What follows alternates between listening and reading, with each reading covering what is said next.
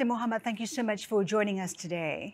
Your Pakatan Harapan government imploded right after you resigned. Barely 20 months in office. Why did you resign? I resigned because I lost the support of my own party. I had advised the central committee of the party that we should do nothing at the moment. We should just see things as they are. But they insisted on leaving Pakatan Harapan. When they leave Pakatan Harapan's government will collapse. Itu alasan yang Dr. Mahathir beri apabila ditanya sebab apa kerajaan Pakatan Harapan tumbang ataupun collapse. So that night, I thought a long time about it, that since I lost the support of my own party, I decided that I should resign from chairmanship of my party and also from being the Prime Minister.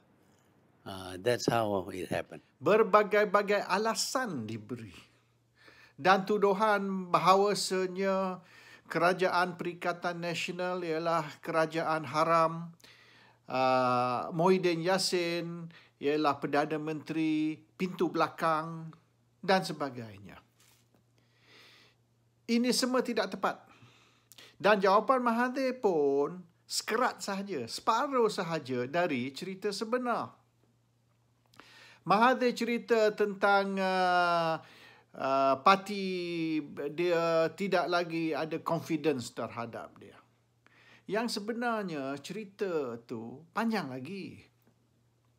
Dia berpunca daripada kononnya ada perjanjian bahawasanya Mahathir akan memerintah hanya selama 2 tahun dan pada bulan Mei iaitu 2 tahun selepas pilihan raya yang ke-14, Mahathir akan bersara ataupun letak jawatan dan akan serah kuasa kepada Anwar Ibrahim.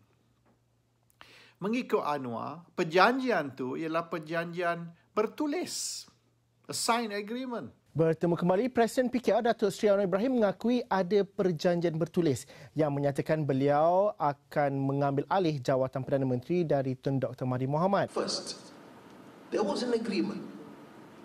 There was a written agreement. Mahathir kata tidak ada perjanjian bertulis dan Mahathir tidak boleh nak serah kuasa dalam masa yang dijanji iaitu 2 tahun oleh kerana Malaysia ni nak bankrupt. Dan yang umum mengatakan Malaysia nak bankrupt ini ialah Menteri Kewangan Lim Guan Eng.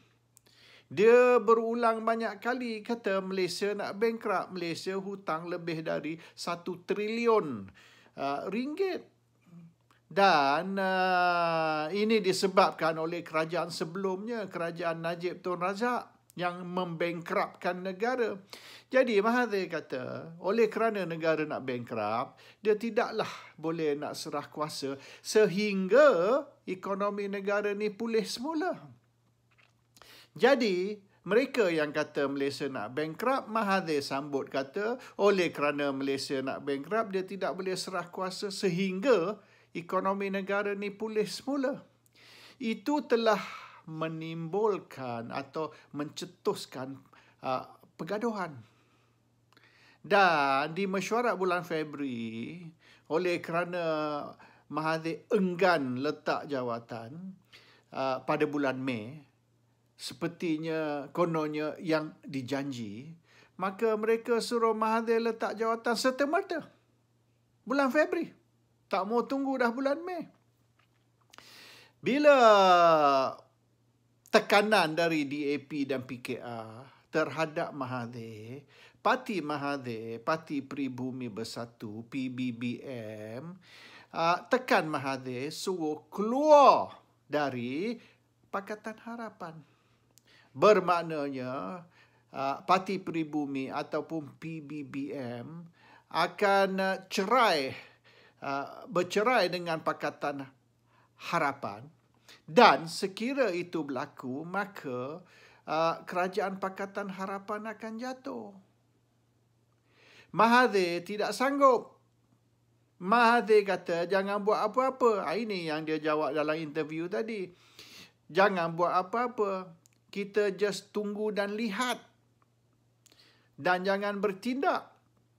Tetapi, Parti Pribumi, Parti Mahathir tidak mau tunggu dan lihat. Mereka tidak mau sabar. Mereka nak keluar dari Pakatan Harapan.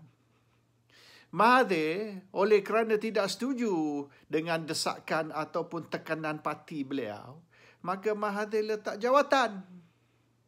Mahathir letak jawatan kerana bercanggah dengan kehendak parti dia. Tetapi, oleh kerana Mahathir letak jawatan sebagai pengerusi parti dan juga Perdana Menteri, dengan automatik kerajaan jatuh. Dan selepas letak jawatan, selepas jatuh kerajaan, Mahathir buat U-turn dan cuba kembali sebagai Perdana Menteri, interim Prime Minister.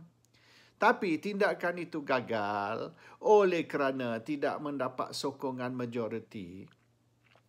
Mahathir sekali lagi U-turn dan keluar kenyataan mengatakan yang sekiranya Muhyiddin mendapat sokongan majoriti, maka Mahathir sanggup sokong Muhyiddin untuk menjadi Perdana Menteri.